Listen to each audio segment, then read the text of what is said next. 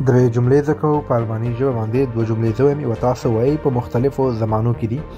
مثلا اوله جمله ده په فعل حال جاری یعنې اوسنۍ زمانه کې. زه مکتب ته ځم، دغه جمله په الماني ژبه داسې وایو ich gehe zur Schule. ich gehe zur Schule. بل وایي زه مکتب ته لاړ وم، مطلب تللی وم. تېره شوې زمانه پرفیکټ زمانه ده، هر څه خلاص شوي دي، مطلب تللی وم. دا جمله په الماني ژبه داسې وایو ich bin zur Schule gegangen. ich bin zur Schule gegangen. مطلب زه مکتب ته تللی وم. په روانه زمانه کې به څنګه وایو زه به مکتب ته لاړ شم یا زه به مکتب ته ځم. دا مستقبل زمانه ده، مطلب روانه زمانه کې. دا جمله تاسو په کمنټونو کې ولیکئ چې ستاسو هم زده سي نور دوستان هم زده کړي.